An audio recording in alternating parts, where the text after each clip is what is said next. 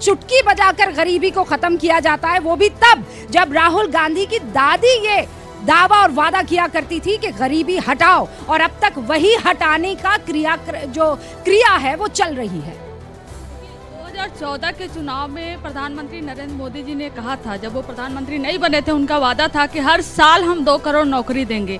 10 साल हो गए, 20 करोड़ उन्होंने दिया नहीं। अगर 20 करोड़ रोजगार दिए होते और हम मान के चले एवरेज अगर एक फैमिली में 4 मेंबर होते हैं तो 80 करोड़ को अभी अनाज देने की जरूरत नहीं पड़ती। तो अनाज नहीं बल्कि रोजगार है इसका समाधान। और दूसरा हम आपको बता दें कि 45 साल में सबसे ज्यादा बेरोजगारी है, और प्रधानमंत्री नरेंद्र मोदी जी जिस मंच पर जा रहे हैं, जब से चुनाव का आगाज हुआ है 20 से ज्यादा रैलियां कर चुके हैं वो, लेकिन किसी भी मंच पर, एक भी सिंगल मंच पर उन्होंने बेरोजगारी के नाम नहीं ली, उन्होंने महंगाई के नाम नहीं ली, उन्होंने रोजगार का नाम नहीं लिया। वो 3 कीवर्ड बोल रहे हैं, महंगाई, बेरोजगारी और तीसरा रोजगार। बेरोजगारी रोजगार दोनों एक मानकर चल रही हूं मैं, लेकिन बड़ा सवाल यह है, मैं जनता के सामने रख देना चाहती हूँ गूंज में जो 3 बड़े सवाल है, और उन्हीं सवालों के इर्द गिर्द ये बहस होने वाली है। पहला सवाल ये कि पिछले 55 साल से मोदी जो आज आरोप लगा रहे हैं कि गरीबी हटाना सिर्फ और सिर्फ नारा था,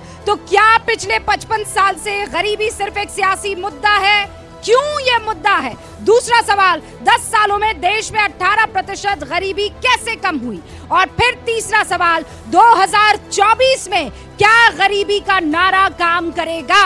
लेकिन यहाँ पर कंचन क्या कह रही हैं, आरजेडी की राष्ट्रीय प्रवक्ता, कि मोदी मंच से बेरोजगारी का जिक्र नहीं करते, महंगाई का जिक्र नहीं करते। शाज़िया आलमी, जवाब दीजिए। मुझे लगता है मेरी बहन ने शायद ठीक से सुना नहीं है मोदी जी को, और देखा नहीं कि देश में क्या हो रहा है। सबसे पहले तो मैं कहना चाहूंगी राहुल गांधी जी से कि अगर आपको लगता है कि खटाखट पैसे जाएंगे बाकायदा लोगों के खाते में, तो समझ जाइए ये आपके स्विस बैंक के खाते नहीं है, जहां फटाफट जो आपके चोरी और रिश्वतखोरी और घोटालों के पैसे गए हैं। अगर आपका प्लान ये है कि उन स्विस बैंक से निकाल कर आप वो पैसा जो आपके और आपके पूरे परिवार और आपकी पार्टी ने लगातार सालों साल जनता को लूट के कमाया है और स्विस बैंकों में पहुंचाया है, तो क्या वो पैसा वापस लाकर आप गरीबों को देने चाह रहे हैं?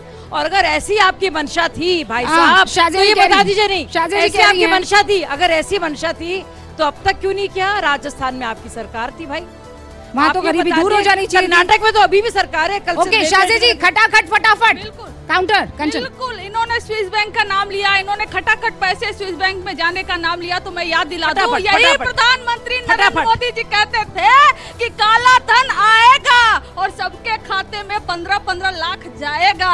10 साल हो गए, बताइए आपकी 15 लाख का हमारे खाते में आपसे तो छोटा सा खटाखट फटाफट रिक्वेस्ट करती हूँ, खटाखट फटाफट, और मैं फटाफट 15 लाख आया कि नहीं आया? कंचना जी की बात का, कंचना जी 15 लाख आया कि नहीं आया? कंचना जी देखिए, सबसे पहले तो मैं बता दूं, ये बेरोजगारी की बात कर रही थी, इनको बताना चाहिए जब तेजस्वी जी बात करते हैं रोजगार की ना, तो ये भी कह दे अगर रोजगार देंगे ना तो उस बेचारे गरीब लड़के या लड़की का जमीन भी ले लेंगे, पट्टा भी छीन लेंगे और इस तरह से उगाही करेंगे, यानी कि उगाही की दुकान इनकी चल रही है। और इनसे ये भी बता दीजिए कि जहाँ जहाँ तेजस्वी जा रहे हैं, इंसानों को तो छोड़ो, गाय भैंसे भाग रही हैं वहां से और तसला ले लेके घूम रही हैं कि हमारे चारा नहीं फिर से खा जाएंगे।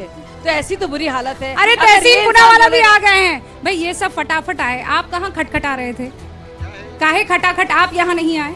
क्या है रूबिका जी कि जो ट्रैफिक की हालत है वर्तमान, जो सरकार जिसके तहत पुलिस आती है दिल्ली के अंदर, जिस तरह से ट्रैफिक का बदहाल उन्होंने करते रखा है। अब मैं कुछ एक आंकड़ा दे दूं, शाज़िया जी आपको ईद मुबारक, रूबिका जी आपको ईद मुबारक बिलेटेड मुबारक। लेकिन पावन महीना चल रहा है, पावन समय चल रहा है नवरात्र का, झूठ नहीं बोलना चाहिए। अभी शाज़िया जी ने कहा, मैं उनकी बहुत आदर करता हूँ, कि स्विस बैंक के पैसे, CNN न्यूज़ 18 की रिपोर्ट पढ़ रहा हूँ, किसी और की नहीं, उस पर विश्वास करते ना आप। 50% स्विस बैंक में पैसे बढ़े हैं 14 साल के सबसे हाईएस्ट रिकॉर्ड में, जब से वर्तमान प्रधानमंत्री माननीय नरेंद्र मोदी जी प्रधानमंत्री बने। फैक्ट चेक कीजिए मुझे। ये देखिए क्या होता है ना टीवी पर, भाजपा के प्रवक्ताओं के पास के खाते तो गोपनीय हैं, आपको कैसे इन्फॉर्मेशन मिल गई? कोई खास सोर्स? ठीक है, मुझे मैं उसका जवाब दे देता हूँ, मैं जवाब दे देता हूँ।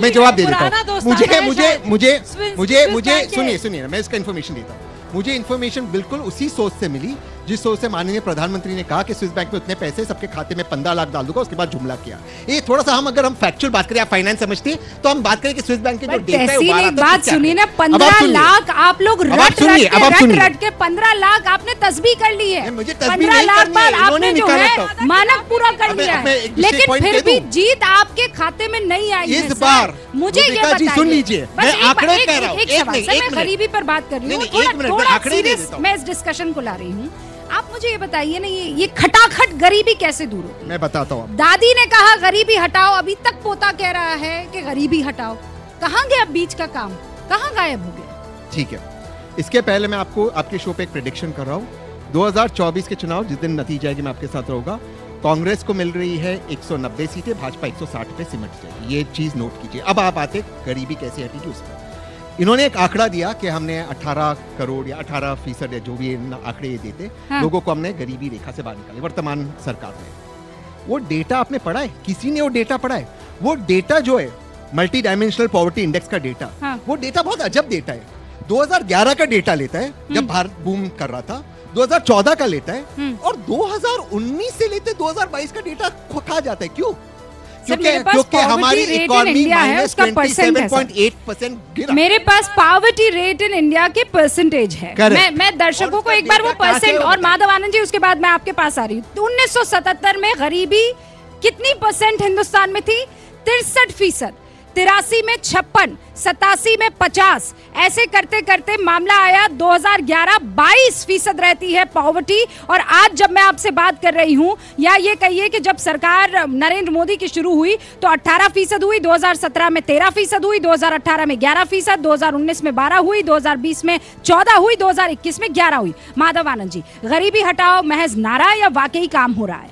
रूबिका जी, एक बार आप दोहरा देंगे कि राहुल गांधी ने क्या कहा? और ये वर्ल्ड बैंक का डेटा है, मैं बता दूं। सोर्स हमेशा तहसीन पुनावाला कहना पसंद करते हैं ना, वर्ल्ड बैंक का डेटा। हाँ, एक सेकंड पहले माधव आनंद जी, फिर मैं आती हूँ। ऑथर पढ़ लीजिए ना। हाँ। वो वर्ल्ड बैंक का डेटा नहीं है, वर्ल्ड बैंक के लिए किसी ने पेपर लिखा है। अच्छा, अब इसमें आपको और छलांग मारनी?